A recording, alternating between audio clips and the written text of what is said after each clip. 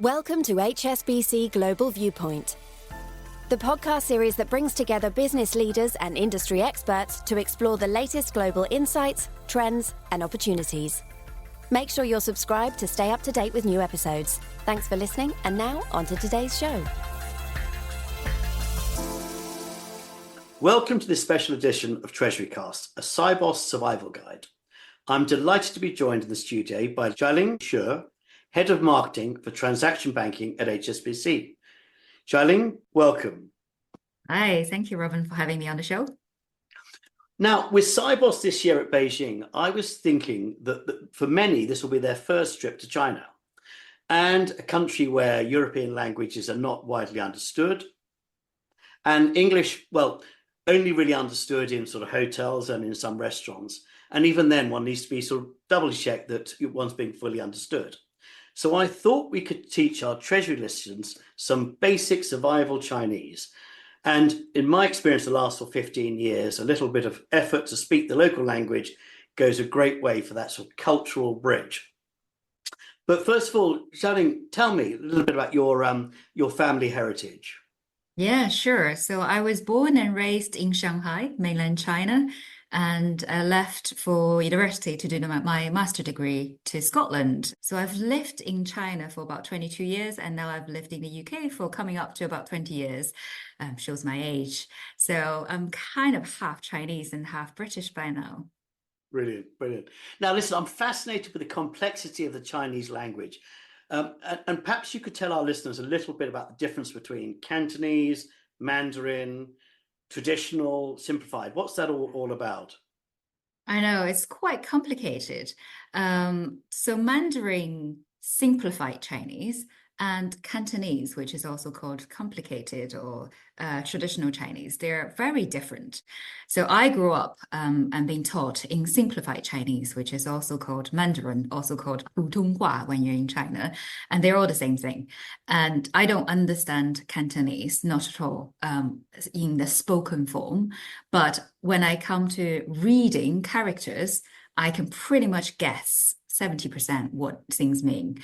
So Cantonese is mostly spoken in southeast of China, so namely Hong Kong, Macau, etc., and Guangzhou. And Mandarin, the simplified Chinese, is mostly spoken in mainland China. So a bit of a fun fact, apparently Mandarin has 10 times more speakers than Cantonese.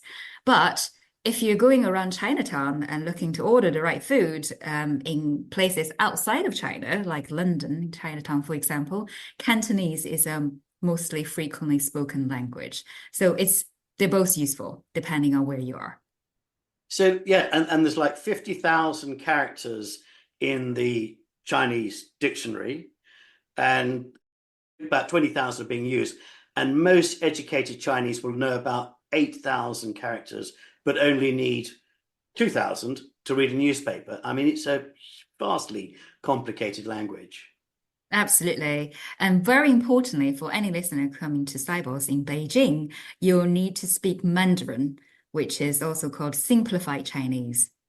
Important part. Now, talking about which, let's give our listeners the crash course, all the bits that they need to know to survive, 5 days in Beijing.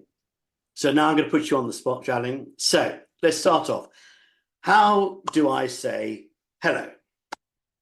Ni hao. So that's ni hao. Perfect. I'm a natural. Very natural. Excellent. So that's it. Ni hao is your hello. So that's an obvious greeting. And what about thank you? That's 谢谢. 谢谢. Perfect. So, okay, so we've got ni hao and we've got 谢谢. Thank you. So if someone comes up to me and says, thank you, and I want to respond to them and say, you're most welcome, or, that's no problem. How would I say that? 不客气. 不客气, 不客气, 不客气. Perfect. Yeah. 不客气. 不客气, 不客气. Okay. So that's 谢谢, and then followed up by 不客气. Perfect. Okay. Yeah. And I think that actually one thing which I would say to our listeners, when arriving in Beijing for your first time, get off the aeroplane, you've hailed a taxi. This is where, for me anyway, my experience, things have gone horribly wrong. And what I would urge you to do is phone your hotel, get through to the reception, and then hand the phone to the driver and just say, please give the driver directions on how to get to my hotel. There are about 3 Intercontinentals, about 4 or 5 Crown Plazas, and all the major brands are there. And I have many a time been taken to the wrong side of Beijing, and it's a good hour and a half to get to the right side. But there we go. So let's have that one. How about, so please take me to my hotel, or please take me to hotel, something nice and simple that you can say to the driver. Yeah, of course. 请带我去酒店. Oh, for goodness sake. Or simply, if you have an address, and that's what I did in Glasgow actually. When I first landed in Scotland, I thought I could speak English, and then it turns out my English wasn't good enough for Glas region. So what I did was I written the address in the hotel on a piece of paper, and that's something you can do as well, and take screen grab of the address and show it to the driver. It might make your life a lot easier. Yeah, actually, with no offense to our Scottish friends, I wouldn't even be understood up in Glasgow. But so Tsingda Wo Chi Jian. Yes, 酒店 hotel. Yeah. Okay, that means that hotel Jian hotel. So if you're into, just shout Jian, and that means for hotel. Perfect. Now, and let's hope we don't, but if we do get into trouble in Beijing, and quite genuinely you need help from someone on the street, or try to get someone's attention, how would I say, please help me? You can say 请帮我. 请帮我. Yeah, very simple. 请 is please, and you can use it in all different type of situation. Okay. Yeah, and 帮我 is help me. So that's pretty simple. So that's a useful one to have in your pocket should you need some help, or get lost, or not being understood or whatever. So brilliant. Now, actually, finally on the translation list, how would I say I would like to place all my business with HSBC? I wish everybody say that to me and to all of my colleagues. So the term that you say, you can say 我想把所有的生意都交给汇丰. So that's我想要, I want to, 把所有的生意, put all my businesses to 汇丰银行, which is HSBC. Oh wow! So HSBC has its own Chinese name. Yes. Fantastic. Yes. I think it's just easier just to pass the mandate over and sign it. I'm not even going to start on that one. So brilliant. Okay, right. Now, so Sibos is over, and we've got 24 hours before our flight home. Now, I need some top 5 things to do in Beijing, or maybe a short drive away. But what would your first go-to thing to do? Sibos is finished. We've got 24 hours. So I've been to Beijing a few times. My personal top favorite is definitely the Forbidden City and the Tiananmen Square. And they're not far from Central. But be prepared for a lot of queuing. And if you can, book it in advance. And then secondly, I would highly recommend going for a long walk around the Great Wall of China.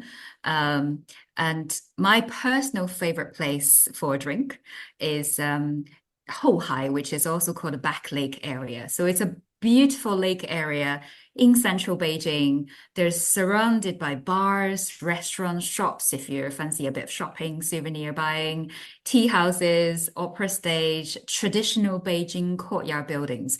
So it's really nice. And I went ice skating with my husband once when the lake was frozen. So it's a very beautiful area. Right.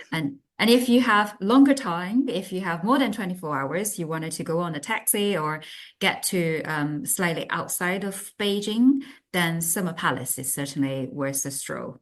How far is the Summer Palace from Beijing then? I'd say it's less than an hour by car. And it has beautiful lakes and stunning gardens. Oh, wow. So the Forbidden City and Tiananmen Square, they're side by side, so you can do both those together. Great Wall of China, so that there are about 4 or 5 places you can go, and they're about an hour's taxi out of Beijing. Well worth doing, but I would wear trainers because I've done it, and it's quite steep, and it's a good long stretch, I must say. So then we do the Forbidden City, Tiananmen Square, quick stretch of the wall, back to Huhai for a cold drink. Actually, more importantly, how do I say beer in Chinese? Ah, 啤酒. That's my Okay. husband's favorite word. 我 Okay. 要啤酒. That's I want 啤酒. So that's the only sentence he is keep repeating a lot in China. Nice. Nice. Okay. So we're back to the Back Lake, not Black Lake, Back Lake for a Piju, and then a lengthy summer stroll in the summer palace. But now, for all of those perhaps who managed to steal 1 or 2 extra days and tack it on to the end of Sibos, a little bit more time to spare, what would your go-to be there? Well, if you have a bit more time, I would highly recommend a trip to Shanghai, my hometown. It's a unique combination between the West and East. It has a beautiful traditional gardens and traditional buildings, and also a combination of modern world featured in one of the James Bond movie, which is Skyfall. And then secondly, if you have time, bullet train to Xi'an and potentially look at the terracotta warrior and the soldiers. It's definitely worth a visit. It's amazing. Yeah, and both actually, I think so. So from memory, the bullet train from Beijing to Shanghai is about 4 hours, Yeah. and similarly to Xi'an is 4 hours. So you could, and I know there is a tour. You can do a 6 o'clock train from Beijing to Xi'an, 4 hours. 4 hours doing the terracotta warriors and the horses, and then 4 hours back. So you get back about 10 p.m. completely jiggered, but it is doable. And one piece of advice on the bullet train, there is standard class, there is business class and first class, but they call business class first class, and first class is called business class. So if you want to go first class and there's a lovely VIP carriage at the front, it's business class. You buy a business class ticket, not a first class ticket. Otherwise, you'll be disappointed. And it's a great viewing deck, and it is the most amazing 4 hours journey, and just see China and the growth of China and all these wonderful cities. It's quite special, I must say. Yeah, yeah. Now, all of that walking and all that sightseeing has made me jolly hungry now. And I guess no trip to Beijing is complete without eating the famous Peking duck or Beijing roast duck. Now, I'm going to jump in with two of my favorites, which is Dadong, which is in the Dongcheng district, and Duc de Chin, which is it's a hidden away. You can't really see it from the road, but it's a wonderful. Both of those places I would highly recommend. And there's also a restaurant called Made in China and the Grand Hyatt, and there's the Horizon in the Beijing Carry. Both really famous for your Peking duck. Very different from the sort of crispy duck you get in the UK. Two other places I would recommend also would be, there's a Michelin star French restaurant called TRB Hutong. We'll put it in the comments along with some other things. And there's a brilliant dim sum restaurant called Yin Din Zhuan. I think, have I pronounced that correctly? I don't know. Yeah. Great recommendations. I think I haven't been to any of those places that you suggested. They are on my to-do list now. Brilliant, brilliant. And what about you? Where would you go? Well, I would certainly recommend the Mandarin Oriental. HSBC is hosting an event there on a Tuesday night. So if you haven't connected with the HSBC representative, please do check in with us. Yeah. So what actually on that, what else can we expect from HSBC during Sibos? What have you got on offer, apart from obviously Franco, the barrister? I hope he's going to be there. Absolutely. We have the best coffee at Sibos always over the last few years, and great people. We have amazing people at the stand, some wonderful content, video, and creative look and feel. So come and visit us. And we also have a lot of wonderful branding of HSBC from the moment you arrive in the airport to the coach and all across to the hotels, and at Sibos, loads of great content and speakers. Mostly, I look forward to seeing you all in Beijing. Fantastic. And so all that leaves me to say is Zaijian. Perfect pronunciation. I'm impressed. Tell the listeners what that means. That means goodbye. So yeah, 再见, and see you soon. Okay. Xiaoling, thank you so much. It's been great to have you. Thank you, Robin.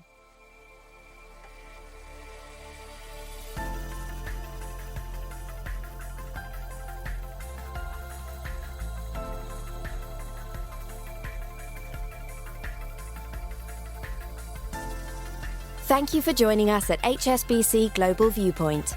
We hope you enjoyed the discussion. Make sure you're subscribed to stay up to date with new episodes.